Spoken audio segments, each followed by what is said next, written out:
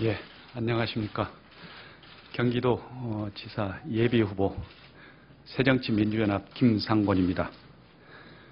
먼저 오늘 아침에 우리는 비보를 접했습니다.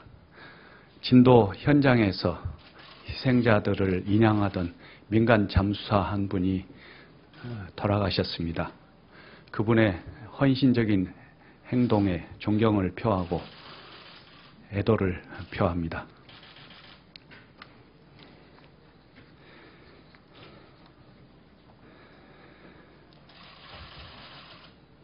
제가 준비한 것을 읽고 말씀드리겠습니다.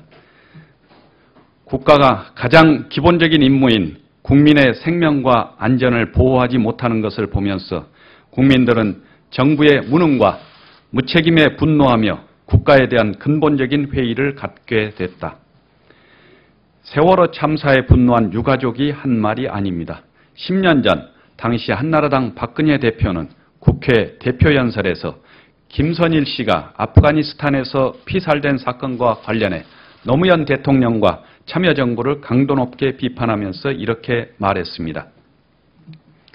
지금 국민들은 박근혜 대통령의 말씀대로 4월 16일 대한민국을 무너뜨린 참극을 보면서 정부의 무능과 무책임에 분노하며 국가에 대한 근본적인 회의를 갖게 됐습니다.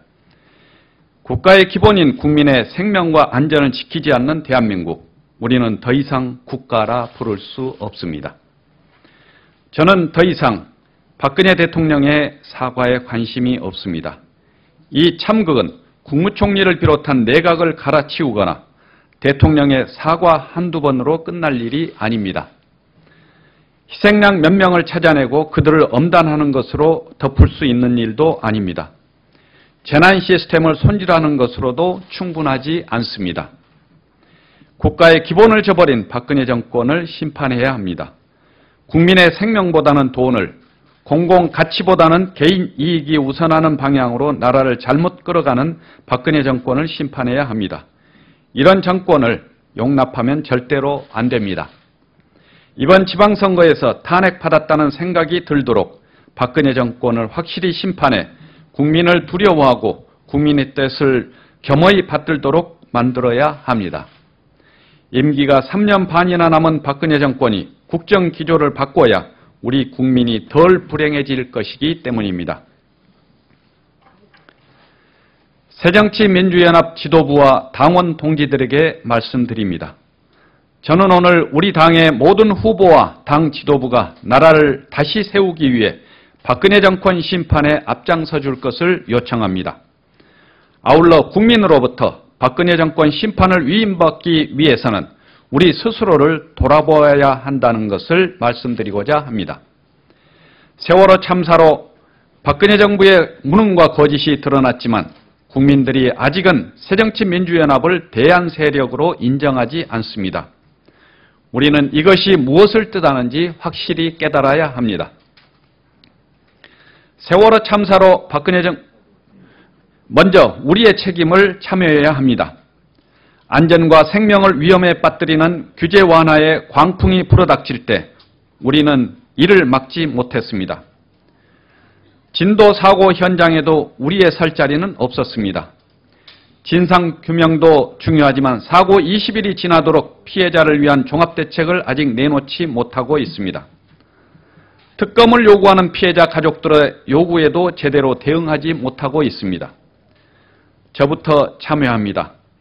이들의 뜻을 받들어 국정감사와 특검을 반드시 관철해야 합니다. 분명한 목표와 전략을 갖고 지도력을 발휘해야 할 때 상황을 주도적으로 이끌어가지 못하고 있습니다. 나라를 근본적으로 바로 세우는 것을 고민해야 할 때 박근혜 정권의 기초연금 공약 파기에 들러리를 섰습니다. 지방선거 공천은 민의가 우선이라는 원칙을 저버리고 있다는 비판을 받고 있습니다. 국민이 야당도 똑같다, 무능하고 무기력하다, 꾸지람한들 어찌 항변할 수 있겠습니까? 이래서 어떻게 국민의 신뢰를 회복하고 박근혜 정권 심판을 위임받을 수 있겠습니까? 새정치민주연합 지도부와 당원 동지들께 거듭 말씀드립니다. 우리는 이미 국민께 2번 큰 죄를 지었습니다. 국민이 보내주신 기대와 기회를 저버렸습니다. 2012년 총선과 대선에서 연이어 패배함으로써 오늘의 참극을 초래하는 죄를 지었습니다. 우리가 이번 지방선거에서 박근혜 정권 심판에 실패한다면 우리는 국민에게 또다시 씻을 수 없는 죄를 짓는 것입니다. 우리가 먼저 바뀌어야 합니다. 혁신하고 단결해야 합니다. 당내 기득권을 모두 내려놓고 힘을 모아야 합니다. 다시 세월호 희생자 여러분의 명복을 빕니다. 유가족과 피해가족 여러분께 진심으로 위로의 마음을 보냅니다. 10하루 동안 진도 팽목항과 실내체육관에서 여러분의 피눈물을 똑똑히 지켜보았습니다. 저부터 제 안에 낡은 것들을 씻어내겠습니다. 우리 아이들 사랑합니다. 미안합니다. 그리고 4월 16일을 영원히 잊지 않겠습니다.